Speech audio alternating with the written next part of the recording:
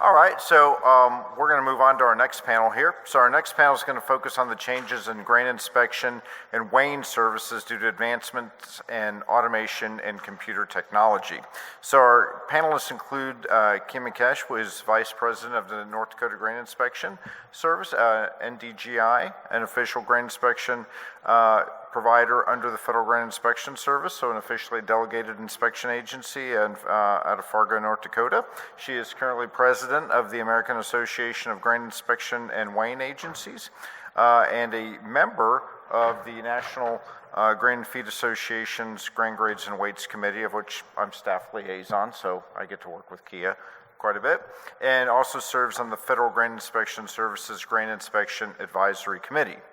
Don Wray is the Director of Operations for the Andersons in Maumee, Ohio. During his 35 years with the Andersons, his responsibilities have included facility operations, annual budgets, safety programs and procedures, capital projects, acquisitions, and compliance with all the local, state, and federal regulations. Don serves on the NGFA Grain Grades and Weights Committee and also our Safety, Health, and Environment Committee. So please welcome Kia and Don.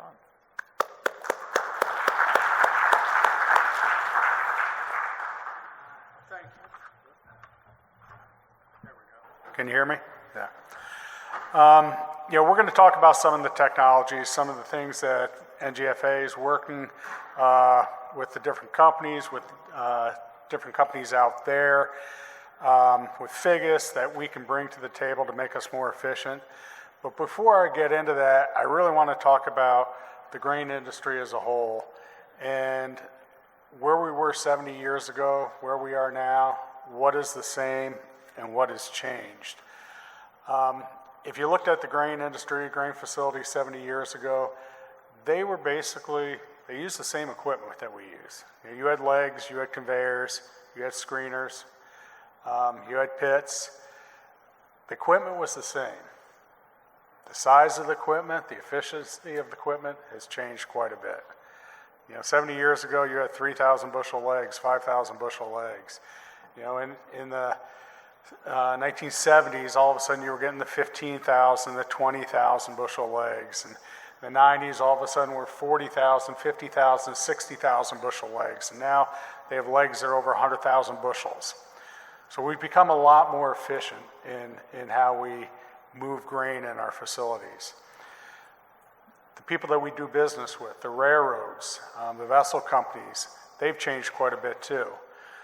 When I started over 35 years ago and we were loading a train, if the cars weren't there by 8 a.m., that was a free day for us. We moved right to the next day. We had, you could move. By the time we got into the 90s, all of a sudden they were like by 1 p.m. If the cars weren't there by 1 p.m., that was a free day at that point. Now, cars, when they're placed, you have 24 hours from the time they're placed, no matter what time they're placed. When I started 35 years ago, a unit train was anywhere from 50 cars to 65 cars. Now we're looking at 100, 120 cars, but they're restraining us the amount of time we have to load it. So there's a lot of things, even though our equipment has gotten more efficient, has gotten bigger, it's more, we can load a lot quicker. They've also made it a lot tougher for us. And the cost of not being able to fulfill that 24-hour load. On a 100-car unit, you might be looking at $10,000 in demurrage per day. So there's a lot of cost involved in doing that. What hasn't changed very much in the last 70 years? How we grade grain. The grading process for grain has really very few changes. Moisture meters, I'd say that's one, that there's an improvement and that's helped out. And the mycotoxin testing, but they didn't have that 70 years ago. So that's something new for us. But we've really seen some big improvements on that. But as far as for doing the moisture or for test weight, FM, damage, those things really haven't changed that much. So, we're going to look and say, what is out there? What are some things that can help both private industry, help FIGUS, the state grading agencies. I think in the end it's a team, and I think we all need some of this stuff out there. NGFA, the Weights and Grades Committee, they put together a task force and really picked out what are some things that we feel that we can address and try to push forward and to get some changes done. I don't want to refer to it just as low-hanging fruit because it's important, but it's some things that I think the technology was out there and it's just getting FIGIS to be able to say, okay, yes, we're ready to make that change. One of them is test weight, using the moisture meters for test weight. That is something officially we can't do. I know for grain facilities, most of us, when we have the farmers coming across the scale, we use our moisture meter for test weight because we know it is accurate. The accuracy is there, but one of the pushbacks is for a long time with FIGIS, they had their regulations, the rules that they worked around. That sample had to be a 1,000-gram sample. I think the moisture meters use a 600-gram sample, 650. But in the testing, there's no difference. So that is a simple change that by having our industry stand together and all get behind it, that we can probably get pushed through pretty quickly. Now, there are some things, when you're doing the test weight with wheat, the dirty wheat versus clean wheat, as he pointed out to me, and I was like, yep, that's correct. There's some one-offs on it, but that is something that technology is there that can speed up the grading process. I talked about, the cost of demerge and the loading process for our elevators. Well, any way that we can help FIGIS to speed up our grading is going to help us to get those trains out on time, to help us to get those vessels out on time. So it's a win-win for everybody. Another technology that is out there is using technology that we already have, but putting it all in one. It basically divides the grain. The grain goes from the divider to the kicker. It goes through the kicker and also to the moisture meter. And so you're taking out that human time, the possible human error, dividing that grain, moving that grain, taking it from one machine to the next machine. That technology's out there, and it's being used in the PW. It's being used some in New Orleans area. So to be able to get that into our FIGIS labs and be able to have them use it, that would speed up the grading quite a bit when we're loading unit trains, when we're loading vessels. I know I've been in this industry for a long time, and some of my friends from FIGIS that were in there a long time ago, they admit that 30 years ago, FIGIS didn't want to make some of these changes. This was their job. This was how they did it. We are in a really good position right now as an industry and with the backing of the NGFA to be able to work with FIGIS to get some of these changes because they are going through a lot right now. We've all seen the fees increase and they're having to try to do more with less. So that technology would really help them out. And there's a new generation in working and running FIGIS, quite honestly. And they are very willing to look at the new technologies out there. The dividing of grain, the dividing of samples, that's another thing that I sort of laughed.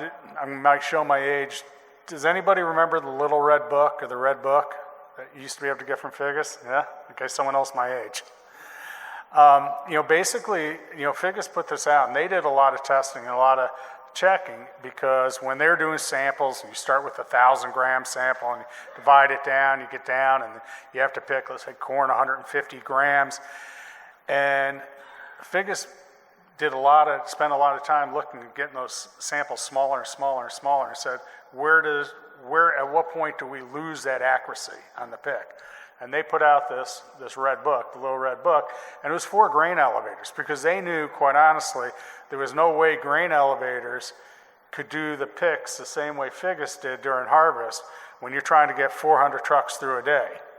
And so they looked and said, well, but quite honestly, if you break it down and the sample size at 50 grams, it's still going to be accurate. There's not going to be any change. So are those some things, we can look and say, hey, using even your research, guys, do we really have to break it down, or is this where the breakdown ends? How can we speed up that process of grading? Because it's the picking of damage when you're loading is bar one, the aspect that takes the most amount of time when Figgis is grading the grain. So those are three of the areas that the task force is actually working with right now. And I think the biggest thing is we have to make sure the industry gets behind it, because a great example is soybeans of other color. You guys remember that from just 2 years ago? I have never seen a change made quicker in my life than that change was made to say, okay, we're not going to use that as a grading factor. But I think that was, you had Corteva come in and they said, yep, those are our soybeans. You had industry all come together, look and say, this could be a huge deal. And it made sense. I mean, we were the only country that was really using that as a grading factor. Nobody else was. And everybody came together, agreed, there was research done, and that was something that we were able to make a change fairly quickly, real quickly, quite honestly.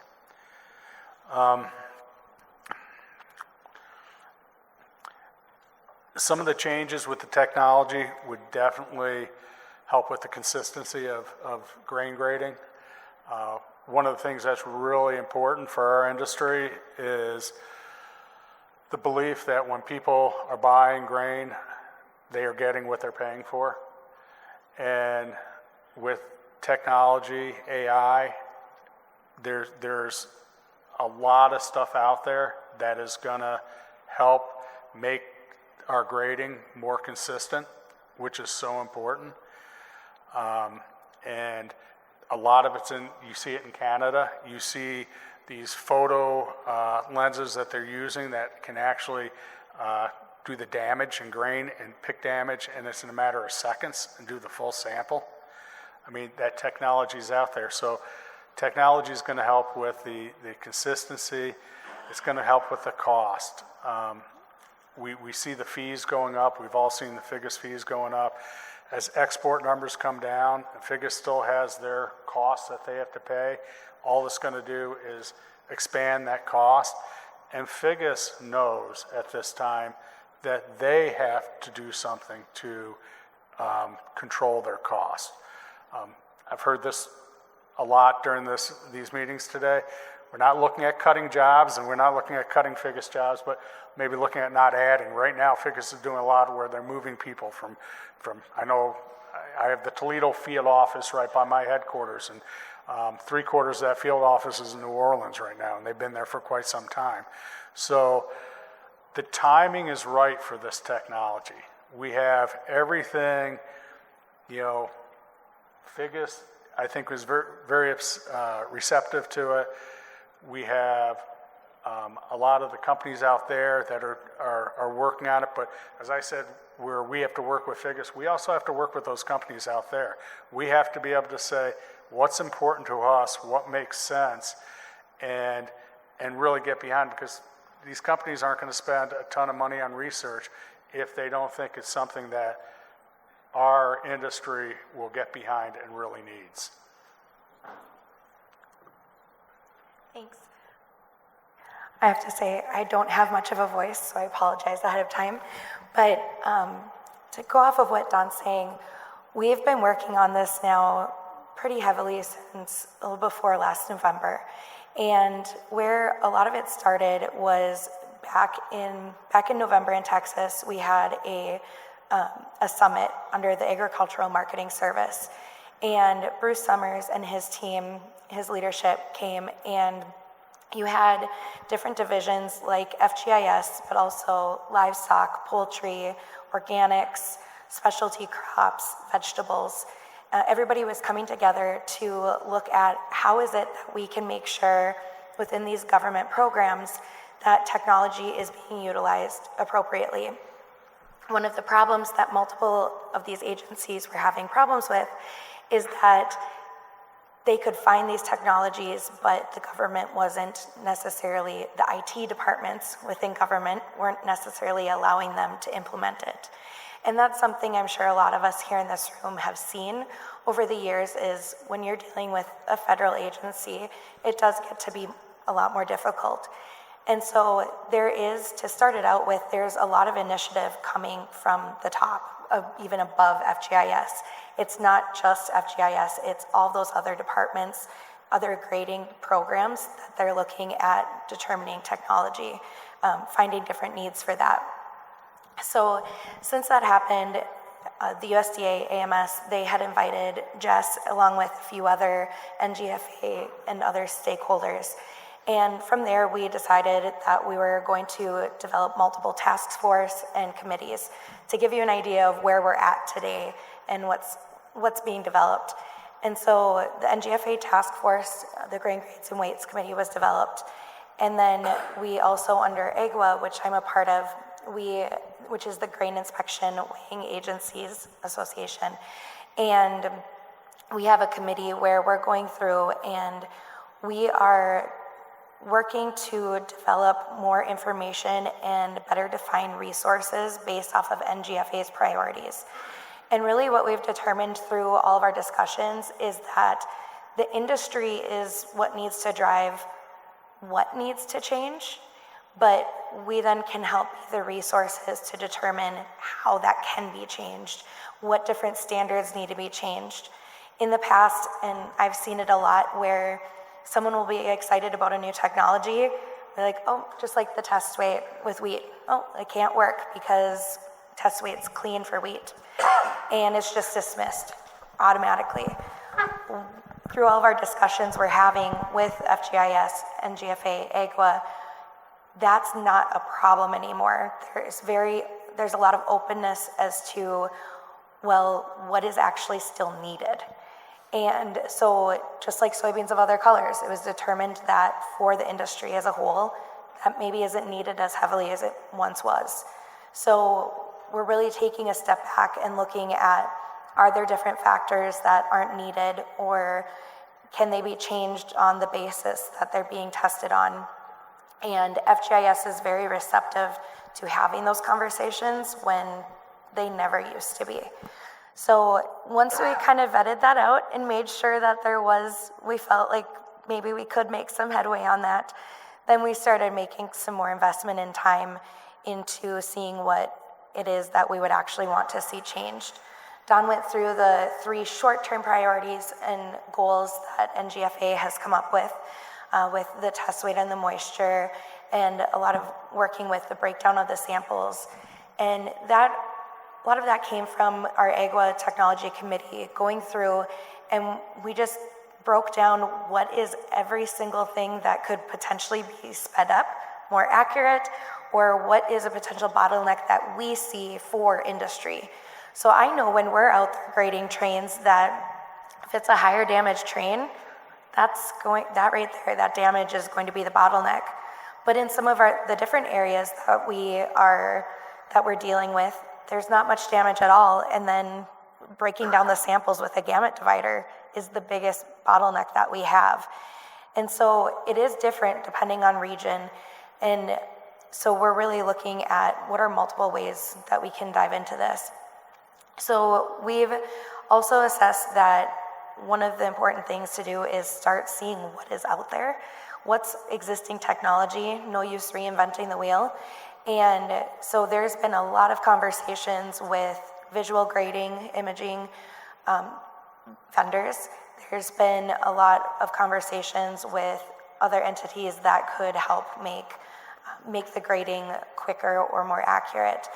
And what AGWA is doing currently is we've gotten together a list of many different types of vendors, and specifically a form that can be sent out and can be forwarded on to gather information to get people more involved in understanding that this is this is different this time, hopefully. We're seeing a lot of different changes compared to how when we've tried this in the past. And we've had some hesitation with vendors wanting to discuss the process because it is a lengthy process to work with FGIS. But one of the things that they've also worked on is that they have come up with new directives and a more streamlined process on how to assess these new technologies. And the rice industry just recently, they were able to pass through a rice imaging technology for, I believe, brokens within 6 months. Now that's pretty quick for something that's completely new. There was already technology out there. This was a new technology, but when there was a need and there was a push from industry and all of industry was saying, yes, this is exactly what we need, FGIS was able to focus and get it accomplished. And so yeah, we're going through that, and then AGOA is also working on each of those priorities and putting together essentially white papers so anybody that is interested in understanding how this could affect maybe country elevators on the export side, what types of directions and instructions within FGIS do they come from? When I'm giving speeches to trade groups and stuff about our different instructions and handbooks, I'm sure almost everybody in here has ran a moisture meter, but we have an entire, I don't know, it's like 60-some page handbook just on a moisture meter. And that's probably the easiest thing that we have to do out of anything that we do as official agencies. And so even though as industry, you guys, know what we do, there are so many rules and regulations around that. And so we're wanting to get that all outlined so there's no surprises. And then technology vendors can actually take a look at this and see if their technology would be capable of doing it or if it's worth their time having conversations. So that's where we're currently at. We're actively engaged with NGFA as well as FGIS, and that's where we're going.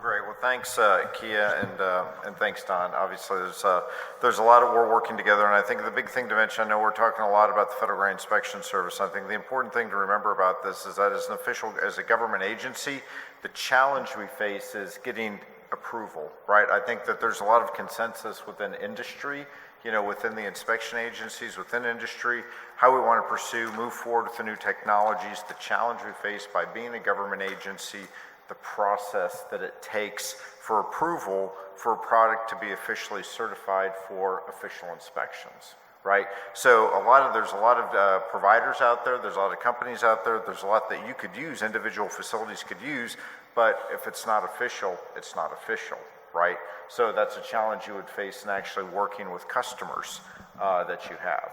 So as we kind of go through that challenge, it's basically, we're talking about these challenges. That's one of the challenges, but what are some of the other challenges that, both of you expect to face moving forward with this process? I would say that a lot of people think that their industry is unique, and then you find out as you kind of go out into other industries that it's usually not that unique. I would say we found out pretty quickly in Lubbock, Texas, that our industry is, in fact, extremely unique in comparison to any of the other grading programs. We were looking at things like the egg industry. They have one commodity, and their technology is amazing, mind you, but they have these large facilities that they're able to put forth 500,000 eggs through, and so they can invest a lot more in their technology because they have one facility. Whereas, my agency, we go around and have, if you will, mini on-site labs at over 100 places. We can't invest in our elevators. We can't expect our elevators to invest $1 million in technology for just a little bit. The return on investment isn't there. But then when you start looking into it further, you have fruits and vegetables, they're going out to a lot of places like we are. Not as many, but they're going out to locations. They have such larger sizes of what they're looking at. We're looking at tiny little kernels, and they're looking at a whole apple.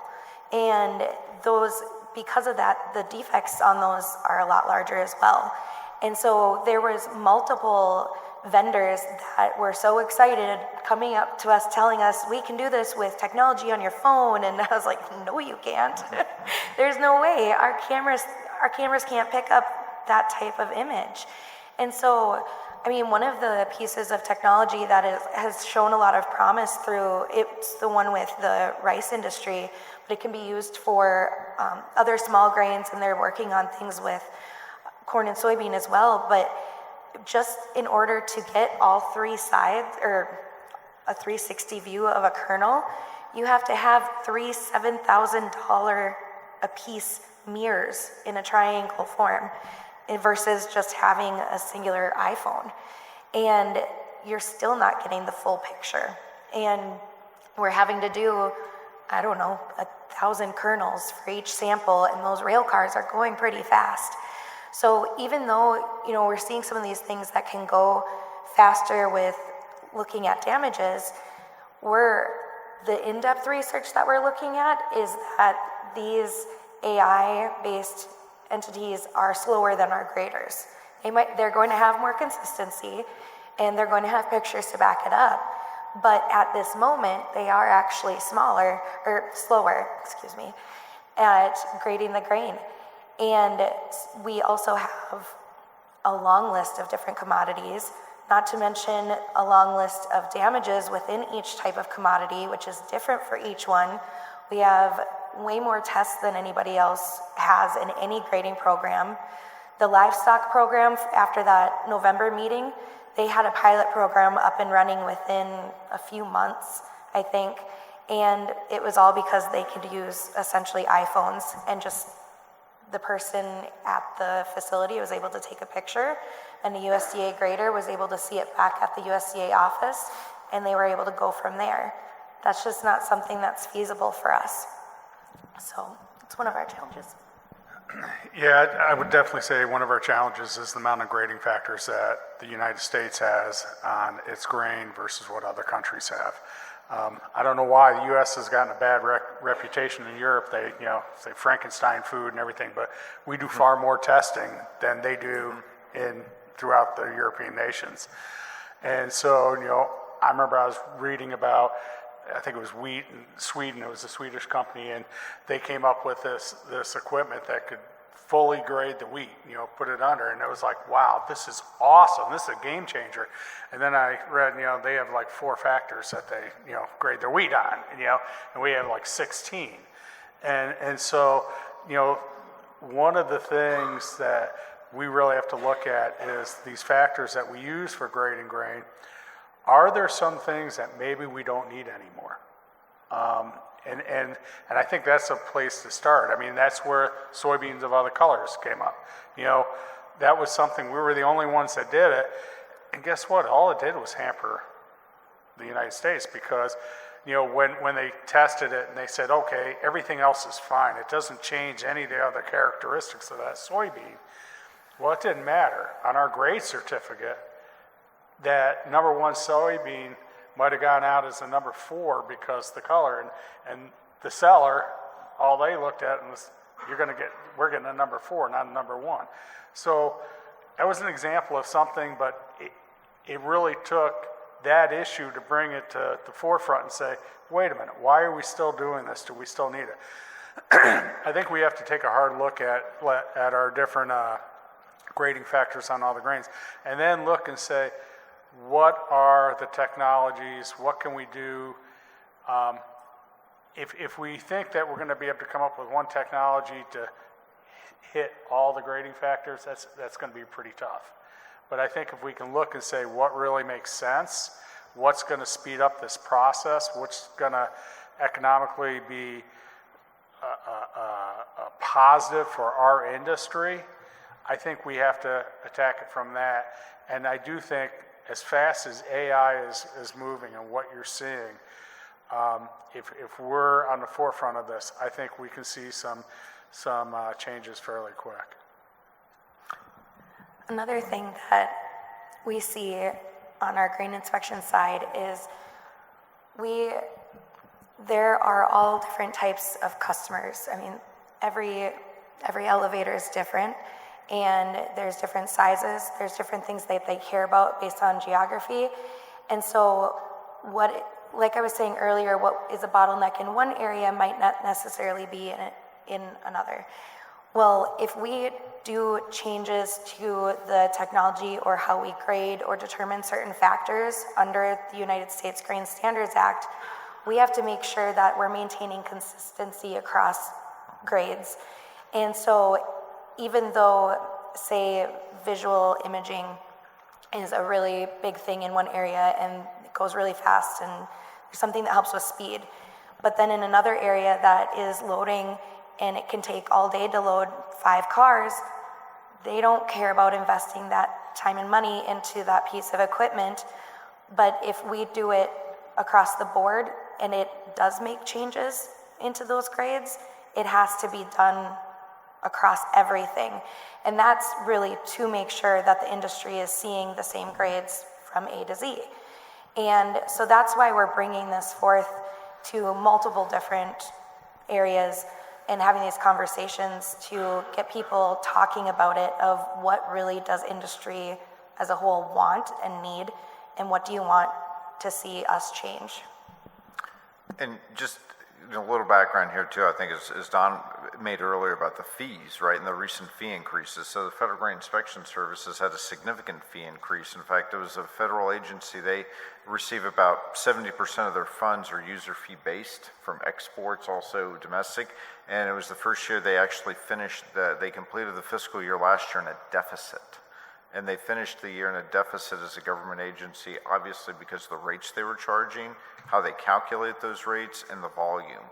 And so now we're at a point where the agency that's responsible for the official inspection of all the grain that's being handled to market overseas, how do we keep that, as a sustainable organization? And just like everything else that we've been talking about here today with labor and automation, as was alluded to, they're having a serious labor issue themselves, right? The challenge they face is they're a government agency.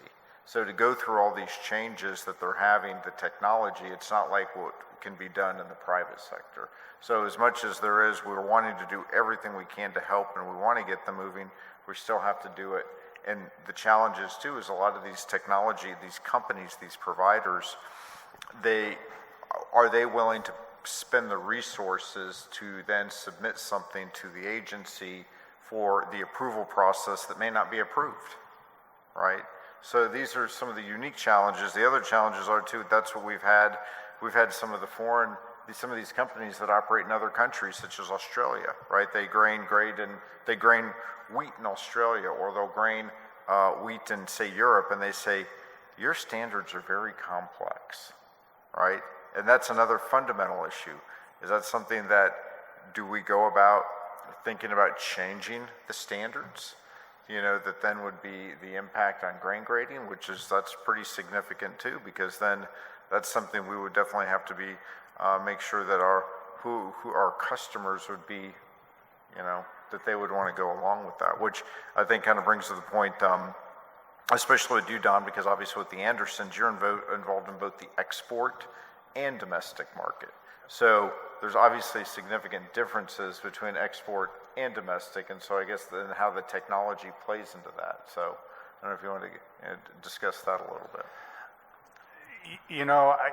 The technology, I think in a big way, it affects both sides. I mean, it really does, because what we're loading out as far as grade factors, that doesn't change whether we're loading export or not. But it's the loading, the time of loading, the cost, the demurrage. If we cannot get something loaded in time, and whether it's export and with the ships or domestic with the trains, they've all tightened their windows. They've all tighten their restrictions on what the start times are. And so it's really important that when we start loading, we can get a load done in a much shorter time frame than we used to. And we're not unique. We're like, everyone out there. We're looking at labor. One, labor's tough, that, bring new people in, but we're also trying to do more with less. But we have this huge safety aspect that we're trying to deal with too. And so when all of a sudden you have unit trains, and your time starts at the time they arrive, they're placed on your siding. We've already had a crew that's worked 10 hours, they went down for 2. Well, we can't just call them back in. Next thing you know, they're there for another 18 straight hours. We're not going to do that because when it comes to safety, we know that you'd be putting people in a really bad position. We're going to put our money where our mouth is, and that was something we discussed with our profit center managers, and that was sort of tough for a time being. We're like, no, we can't work more than this many hours, or these guys got to come off, or they can't come in the next day. So the ability to get accurate grades and get them quick, Jess, quite honestly, whether it's export or domestic, I'm not sure if there's really a big difference. It's important for both.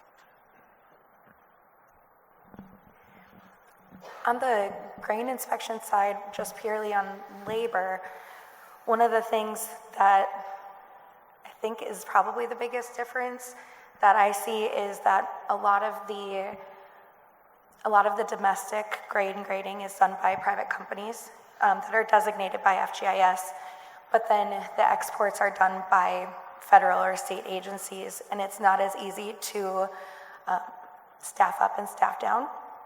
And so what has occurred within FGIS is, and some of our other state agencies, is you have these large drops in exports.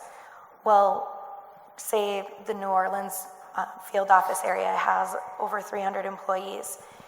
Well, if it drops down to virtually nothing or half, well, we don't know, is that going to come back in a month? Is it going to come back in a year? So then they have to hold on to these employees that are specially trained, because it takes a lot of work to become a federally licensed inspector. And so it's difficult to do that, but then you have all this overhead. And overhead is not good for anybody if you don't need it. Well, if we can have items like what Don was talking about earlier, where it comes in through the sampler, goes through the dockage machine, automatically goes through the moisture meter, etc., that essentially is taking the place of a technician. And if you have those ebbs and flows within the industry, now maybe it's dropped a lot and they only have 150 employees that they have to have in overhead. And so it could help a lot with those swings in the government agencies on export, whereas domestically we're poised a little bit better to handle the staffing up and down. And just, from that standpoint, the Federal Grain Inspection Service, they have the office there in Toledo, which a majority of the work that they do at the facilities, at your facility, the ADM facility right there, they moved all of those employees down to New Orleans.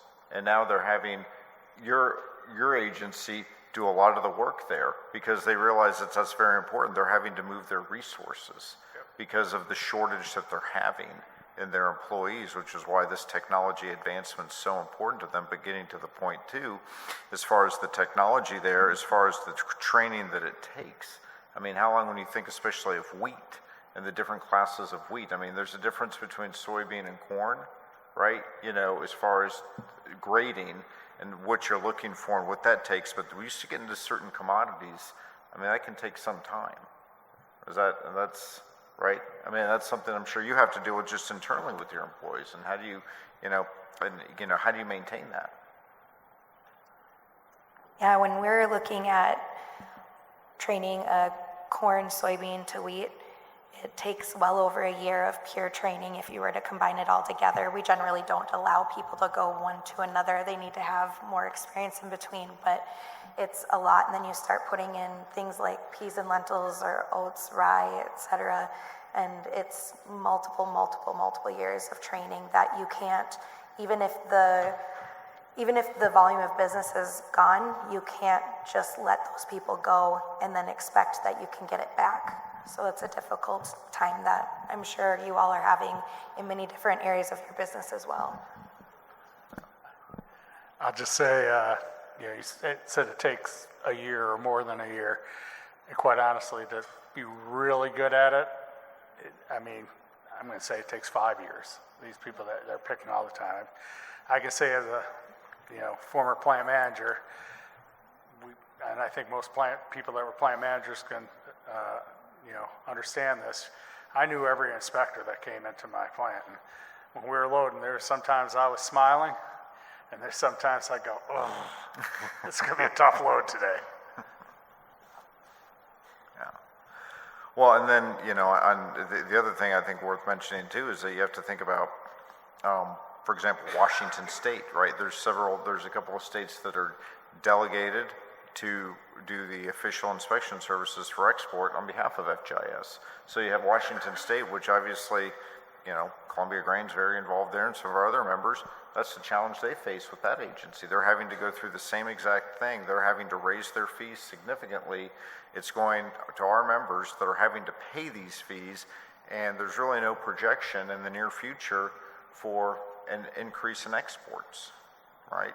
So, in fact, if you look at it the last year, 2 years, the amount of exports has decreased official, as far as the bulk commodities, corn, wheat, and soybean, it's gone down about 30% as far as that which has been officially inspected for export, and there's no projection it's going to be going up. So that's really, the real concern there too is these agencies are having to shift these fees to member companies, and the member companies in addition to all of the other expenses you're having to deal with, right? So it doesn't make it any easier. For both of you, as far as what do you feel is needed then from the industry to move forward? What do we need to do here in order to, obviously we're from the trade association standpoint, we're working closely with FGIS trying to get them to understand what our concerns, but what can industry do in the meantime? One thing, I think we have to make sure we get the word out, hey, the timing's right, but what do we see as an industry? What are the 3 or 4 biggest areas where we think it could have the greatest impact on us for a positive? And once we do that, if we can get industry and everyone behind it, that's going to start the ball rolling. And then we can work with the different companies that help develop this and show that, hey, our industry is fully behind this. This is not just one company coming up and saying, hey, I got a great idea, what do you think about this? Because if they're going to be sinking a lot of money and a lot of research and trying to develop this equipment, they have to know that, hey, there's a good chance this is going to be used. And at the same time, be working side by side with FIGIS to make sure they are step by step with us. They know what we're doing. I think FIGIS has changed dramatically in the last 25 years. And I think, like I said, the technology, and I spoke to a gentleman, Mr. Gee, is that? Yeah. And he is fully behind new technology. And that is something that we didn't see years ago. I remember just trying to get, years ago, FIGIS to be able to tie their computers so we could see the grades real time upstairs. They didn't want to do something like that. And so I think it's really getting everybody on the same page and agreeing, okay, where are the 3 or 4 things where we believe we can make a really big impact, help to save money, to improve the speed of grading, and to make sure it's more consistent. And that's where we're going to get the movement. And I agree with everything Don says completely. And to kind of put a little spin on part of it is, as we're thinking of these things, is there anything else that we need that that you guys need that you're not getting. So, you know, we've heard things in the past of, well, we have to send our samples out to here or here. And we don't know what we don't know. And so FGIS isn't necessarily, it's not in the business of knowing what exactly industry needs. It's there to help determine how to safeguard items and quality factors for what the industry says they need. And so if there are other ways where you think that if there were maybe an extra test or a different way that something is done, or maybe there's just, I don't know, there's just different items. I can't even think of what they might be. But just thinking outside of the box to see how is it that official agencies and FGIS can best be a partner for your business. Official agencies aren't wanting to sit here and be the police of you or anything of that nature, and especially compared to what relationships may have once been decades ago. I look at it as when we go out on site, we want to be doing whatever we can do to help make you the most money while giving you the most unbiased grades. And so if there are other things like that that we can be doing that seem like, well, I didn't even bring this up because it would go against their current standards, bring them up now. This is the right time to bring them up to see what we can do to help.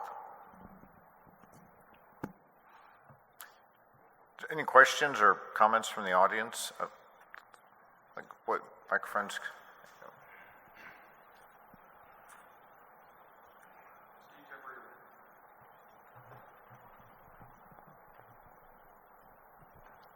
Steve Tippery with Realm 5. I just thought I would ask a question. So we are actively working on this problem to create automated grain grading for the industry. One thing that we've come across is as we take human graded grain samples, there seems to be very little correlation between more objective manner of grading. And I'm just kind of curious, any comments that you have on that? So I know one of the things that FGIS has been they've been talking about is creating library of damages per kernel, whereas traditionally it's been where samples will go to what's called the Board of Appeals and Review, and where you're looking at everything on a sample by sample basis, where a lot of vendors have come forth to FGIS and saying that now how the technology is, it would actually be a lot more beneficial to see things on a kernel by kernel basis and what that damage or that might be. And so that's something that's being worked on. Does that answer part of your question? Yeah, I think so. Maybe a second part of that is there a certain part of the grading process that's more valuable in the short term, even if it's not federally approved, like maybe the incoming grain or even grading within the facility? I'm kind of curious if you have any thoughts on that. I would say it's damage, being able to pick damage grain, and whether it's inbound or on the export, even if it wasn't something that was officially accepted, by FIGIS yet, if we were able to look and say, wow, the percentage it's very tight, it's really good. I think a lot of grain elevators would look at using that technology for their inbound side, for grading grain coming inside. We've talked about it. It's very hard getting labor nowadays. And then Kia said about being able to train people, and the same in the private sector, being able to train people to grade the trucks coming across the scales. So if we had a technology that we could dump in, just like our moisture meter that kicks out the moisture, dump it in, and it could kick out a damage, and we feel pretty darn good about that number, I think you'd see a lot of the industry go to that, because at that point, you could almost start having inspectors with very, very little knowledge on the grain. I hate to say it, good typing skills to be able to enter everything in, but as far as because we have machines that can do the other stuff. If they can smell it, don't have a sour smell, you have something that can pick damage, that'd be huge. I think we have a question. Hello, my name is Victor. It's probably a question, probably a comment. I think many times what we actually have in the samples you guys are getting, it doesn't reflect what really is coming in the truck, in the container, or in the train cars. I've been loading train cars, containers, semis for about 25 years, and I know many times the grades don't reflect what actually is in the container. So I guess I would have a question with that is, one of the biggest things that I see, I deal with comments like that a lot, and that's part of my job. And I'm not saying this is the case for yours, but a lot of what I get, maybe from people trying to get grades off of the farm or maybe in bins, is that there's not a very good way to get a representative sample out of many of those items. And it's like the first sentence or second sentence in the sampling handbook that says, basically, if you can't get a representative sample, nothing else is worth doing.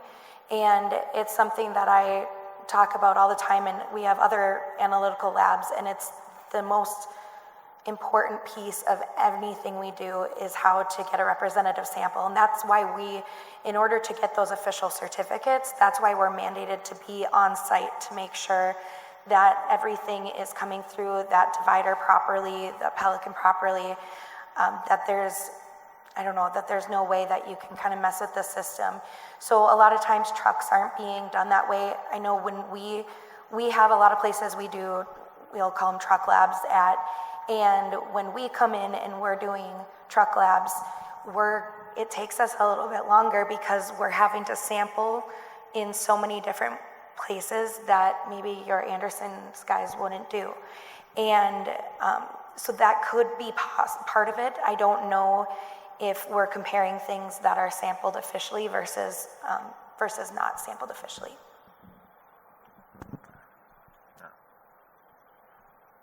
Okay. I was also going to say too, I think in response to some of the question you had, I mean, I know as far as the infrared scanning, as far as the kernels, the pictures, the technology's there in other countries, right? And I think the other where that really comes down to, and there's been discussions that they've had. I know at the Federal Grant Inspection Service, their advisory committee, there's been discussions about this topic. I mean, going back for years, and the whole issue is that it's our standards, right? Because our standards don't look on the outside; they look on the inside of the grain, right? And I think that's the significant difference, right? And so that's very difficult to find. How do you develop that technology? It's almost like an MRI. Right, when you're putting the grain through, it's almost like you'd have to do an MRI of that to really do the grade, or, a complete grade of the standard, or you're just gonna do one part of the grade, right? So that's really what the key issue is. If you're to do that laser scan, that's only a partial grade, that's only a partial part of the process. And I think the representative sample issue that you've mentioned, that's always been an issue, right? That's always been an issue, whatever's coming in, whatever's being unloaded, if that's really, there's a lot of different, I don't want to get into the details here, but there's a lot of different thoughts behind that on as far as the representative sampling going. That's always been an issue too at export facilities where the Federal Grain Inspection Service is too. That's always been a challenge for a manpower related issue, right? So. I think that there is no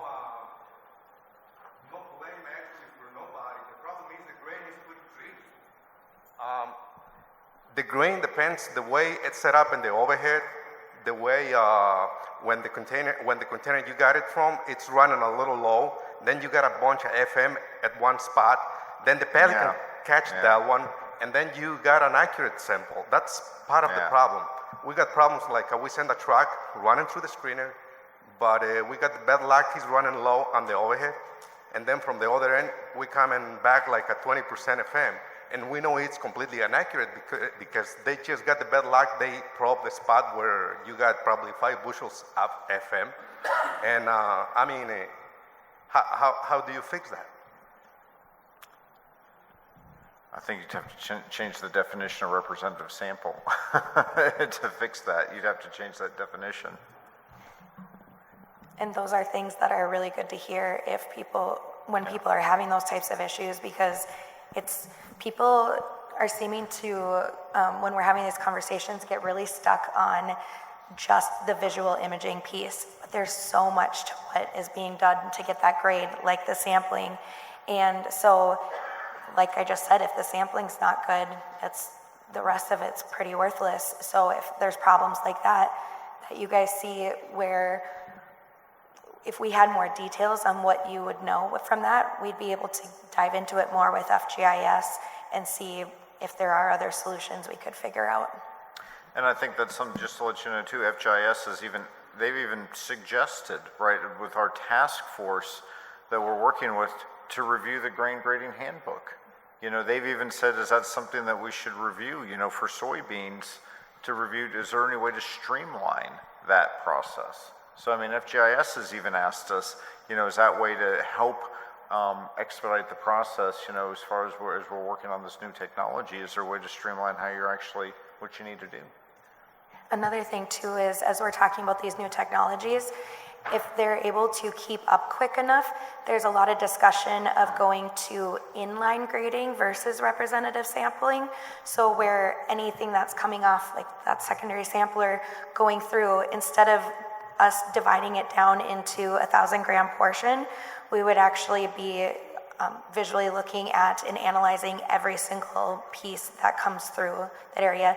There's still representative sampling, because obviously you can't do it for every single kernel that goes into a rail car or a container, but it could help mitigate some of that at least.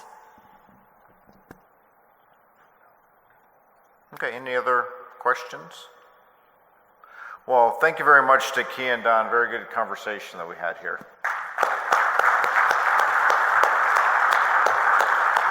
Okay, we'll now take a break in our trade show area until 4 p.m. and you better come back. We're tracing you all. There's a lot of, we have a lot, keep track of you all through your phones. We're talking about all the technology, so everyone has to be back here. At 4 p.m. we're going to have our final presentation for the day with Craig Frayling from Cargill talking about dust hazard analysis and the National Fire Protection Association standards. So we'll see you back here at 4 p.m.